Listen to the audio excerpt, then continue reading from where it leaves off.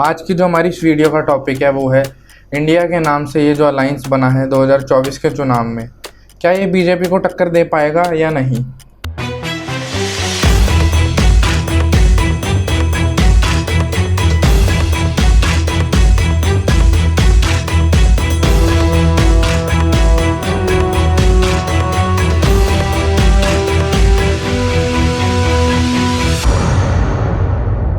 जय श्री राम, जय हिंद आप सबको। मेरा नाम पुलकित वर्मा है और आप सब देख रहे हैं Pulkit Varma the talk show.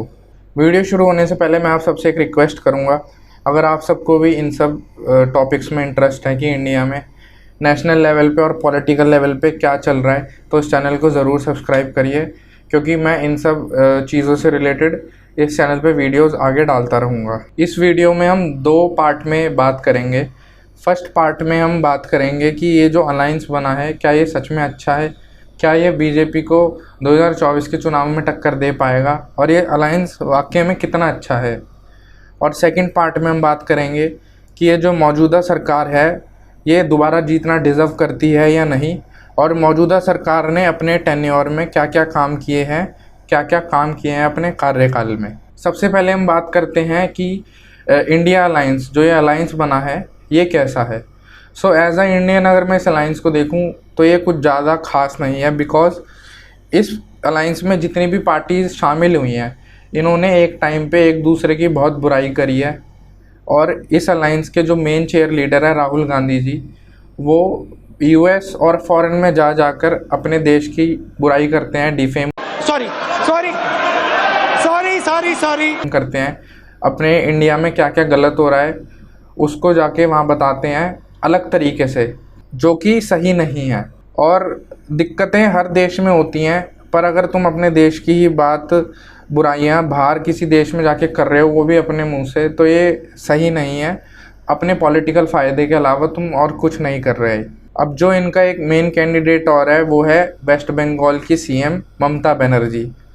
अब उन्हीं की सरकार के अंडर देख लो कि आए दिन रोज़ाना इल्लीगली काफ़ी सारे बांग्लादेशी इंडिया में घुसते हैं और फेक वोटर आईडी कार्ड बनाते हैं, फेक आधार कार्ड बनाते हैं, ताकि वो इंडिया में रह के ममता बनर्जी की सरकार को वोट दे सकें और इंडिया में जो आम नागरिक को जो फैसिलिटीज़ मिलती हैं वो इन्हें फ्री फंड में मिल जाए, जो कि एथिकली भी गलत है और हमारे देश के लिए भी गलत चीज़ है।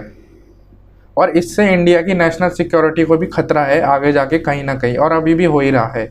और इस अलायंस में कुछ लोग ऐसे भी हैं जिन्होंने हमारी सेना से प्रूफ मांगा था कि 2000 पुलवामा में जो हमने एयर स्ट्राइक करी थी, 2019 में जब हमारा देश पे पुलवामा अटैक हुआ था, तो उसके बाद जो हमने उसके बदले में पाकिस्तान पे पुराने कश्मीर में एयर स्ट्राइक करी थी, जो कि उनके पास है, जिसे वो नया कश्मीर कहते हैं, उन सब चीज़ों का सबूत मांगा था हमारे कुछ यहाँ के नेताओं ने।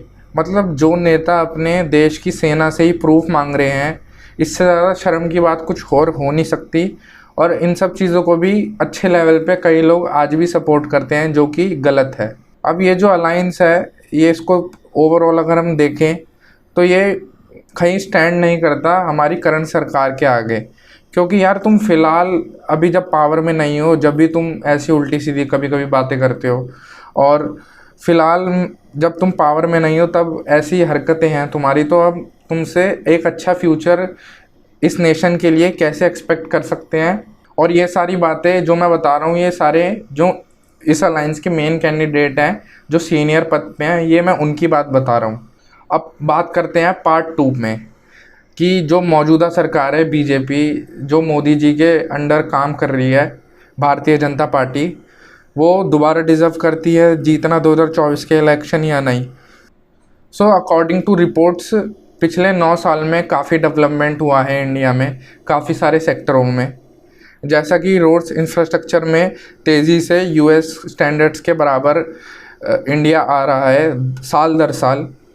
अभी भी उसमें थोड़ा टाइम है, पर ये हम सब ने देखा है कि जो इंडियन रोड और इंडिया के हाईवे हैं वो कितनी तेज़ी से आगे ग्रो कर रहे हैं और कितने अच्छे लेवल पे उनका स्केल बढ़ रहा है धीरे धीरे।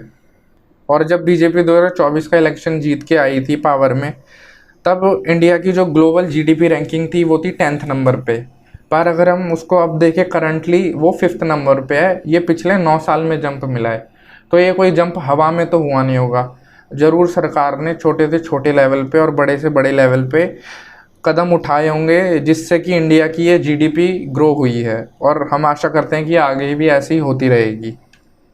और हम सब ने भी एक चीज़ नोटिस करी है कि आज के टाइम पे इंडिया को जितने बाहर के देश पूछ रहे हैं, पहला ऐसा नहीं था। पहले इंडिया की बात बाहर के देश सुनते नहीं थे और ना मानते थे, पर आज भी जो बड़े से बड़े ग्लोबल डिसीजंस होते हैं उसमें इंडिया को एक प्राइमरी मेंबर की तरह लिया जाता है, और हर चीज़ जो पहले यूएसए को इज्जत दी जाती थी वो भी अब इंडिया को दी जाती है, जो कि एज अ इंडियन हमें बहुत प्राउड है कि अब बाहर के कंट्रीज़ भी हमें सपोर्ट करते हैं और हमसे राय लेते हैं और हमसे पूछते हैं कि वर्ल्ड के लिए क्या अच्छा है, वर्ल्ड इकोनॉमिक्स, वर्ल्ड पॉलिटिक्स में क्या अच्छा है, क्या बुरा है।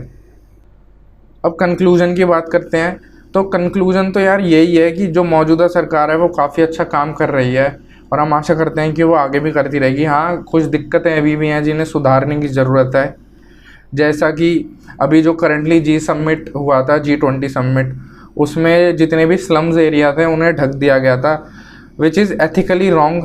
पर उनका भी एक तरह से अपना सही है स्टैंड कि बाहर के जब लीडर आ रहे हैं तो हमें अपनी अच्छाइयाँ ही दिखानी होती हैं, और जितनी भी कमियाँ होती हैं उनको हमें इंटरनली सॉल्व करना चाहिए, ना कि बस ओवर उस टाइम के लिए, उस टाइम ऑफ पीरियड के लिए उसे छुपा दो।